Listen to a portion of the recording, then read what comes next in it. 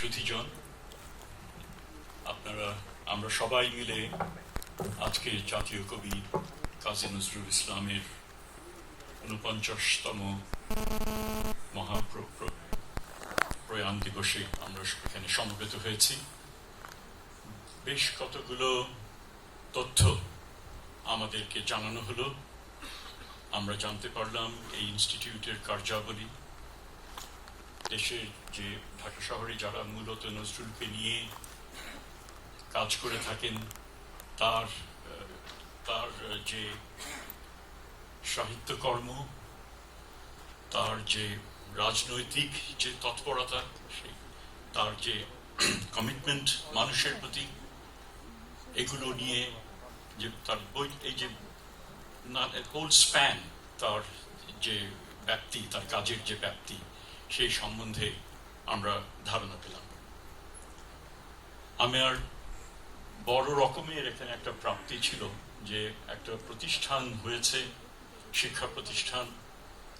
যে জাতীয় কবি কাজী নজরুল ইসলামের নামে যে বিশ্ববিদ্যালয়, সেটা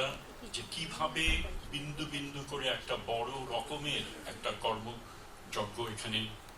সম্পাদিত হয়েছে, তার পেছনে মানুষের যে অঙ্গীকার, সেই অঙ্গীকার যারা লেগে থেকে এটা করেছেন, এবং এটা ঠিক সরকারের উদ্যোগে এটা হয়নি, সরকার এর পরে যুক্ত হয়েছেন,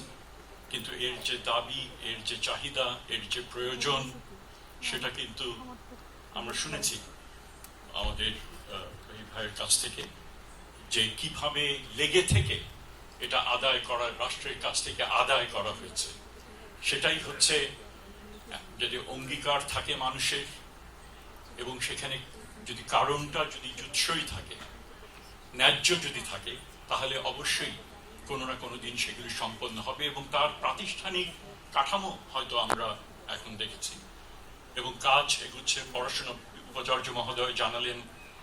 অনেকগুলো বিভাগ রয়েছে, প্রায় ১২,০০০ ছাত্র, এবং আমরা অবশ্যই মনে করি যে এটাকে আরো বড় এর পরিসর, এই বড় পরিসরে কাজ তারা করতে পারবেন, গবেষণা করতে পারবেন, নজরুলকে অনুবাদ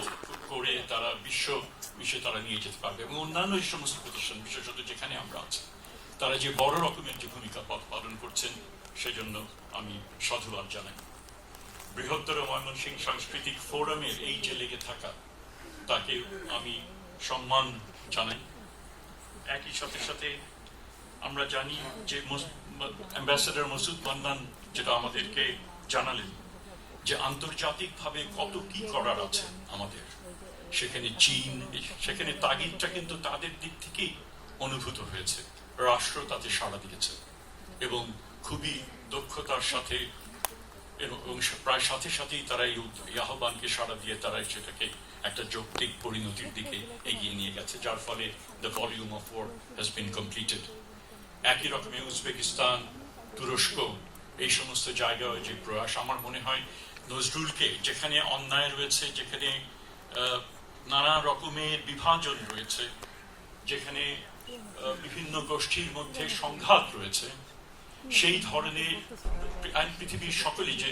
যে মানে ধনী দরিদ্র, তাদের মধ্যে যে বিভাজন, এই সমস্ত কিছু ক্ষেত্রেই নজরুল একটা বড় রকমের, নজরুলের কাজের বড় রকমের প্রয়োজন রয়েছে, নজরুলের আবেদন সেখানে রয়েছে। আজকে যদি আমরা ঢাকার রাস্তায় যে দেয়াল লিখন, যে গ্রাফিটি, যে ছাত্র আন্দোলনের সময় যেটা আমরা, সেখানে নজরুল ভীষণ রকম ভাবে সেখানে উপস্থিত। কাজে এই যে বিষয়, এই নজরুলের যে সর্বজনীনতা, সেটা আমাদের উপরে দায়িত্ব সেটাকে ডকুমেন্ট করা, এবং তাকে আরো বিশ্বজনের কাছে নিয়ে যাওয়া, এবং সেই কাজটা সম্মিলিতভাবে যে আমরা করতে পারি, তার একটা, যেটা আমরা বেশ কিছু এভিডেন্স, আমরা এখানে ডকুমেন্টারির কথা বলা হলো, গ্রন্থের কথা বলা হলো, রিসার্চের কথা বলা হলো, তো সেই কাজগুলো কিন্তু আমরা যৌথভাবে আমরা নিয়ে যেতে পারবো বলে আমি মনে করি। এখানে বলার অপেক্ষা রাখে না যে অবশ্যই আমরা নজরুল চর্চা আমাদের থাকবে, গানে, আবৃত্তিতে, অন্যান্য সাহিত্য, আলোচনা, সমালোচনা, সেগুলো চলবে, কিন্তু একই সাথে সাথে খুব জরুরি কাজ যেটা শুরু হয়েছে, কিন্তু আরো সেটা বড় মাত্রায় এগিয়ে নিয়ে যেতে হবে। সেটা হচ্ছে অনুবাদ, নজরুলকে বিশ্ব, যেটা একটু আগে যেটা বললাম, এবং নজরুল গবেষণা, মৌলিক যে গবেষণা, এবং সেই ক্ষেত্রে আমাদের মন্ত্রণালয়, সংস্কৃতি মন্ত্রণালয়, সরকারের একটা বড় রকমের একটা ভূমিকা রয়েছে। আপনারা যে কথা বেশ কতগুলো বলেছেন যে নজরুলকে পাঠ্যপুস্তকের অন্তর্ভুক্ত করা, আমরা এমন একটা অস্থির সময়ের মধ্যে আমরা রয়েছি, এবং বিভিন্ন ভাবে আমরা যে কাজগুলো, আমাকে যখন এই মন্ত্রণালয়ের দায়িত্ব দেয়া হলো, কিছু ভাবনা ছিল, কিছু চিন্তা ছিল, কিছু আশা ছিল, কিছু উদ্যোগ ছিল,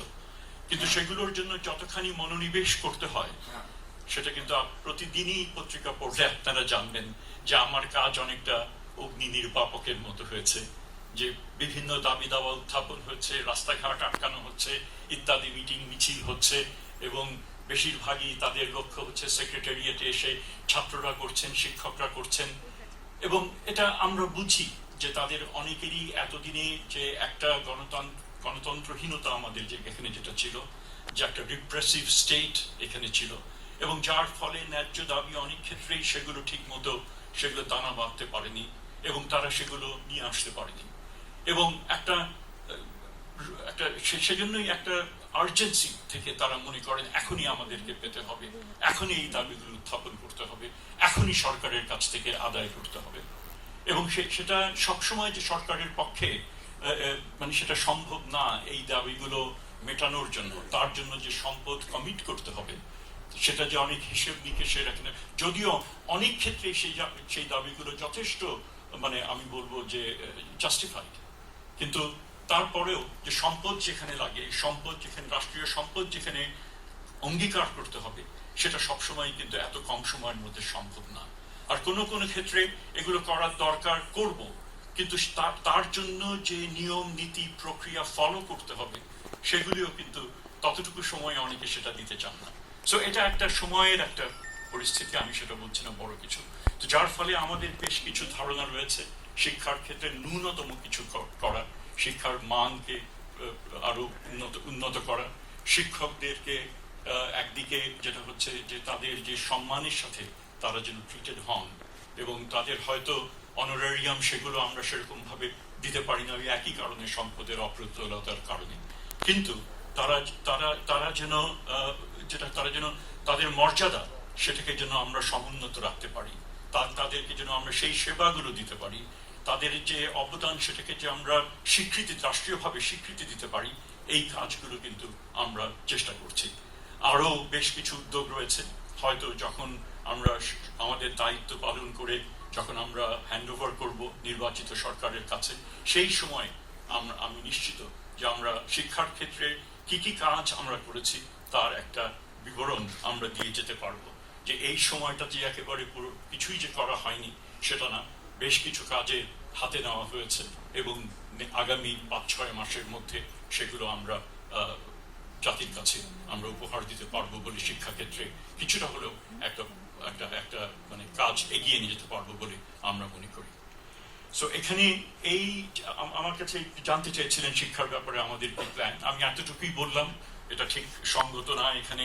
শিক্ষা সংক্রান্ত বিষয়ে বলার। কবি সম্বন্ধে আমরা জানতে এসেছি, এবং সেই ব্যাপারে আমার দুটো কথা আমি একটু আপনাদের কাছে বলতে চাই। নজরুল ইসলাম,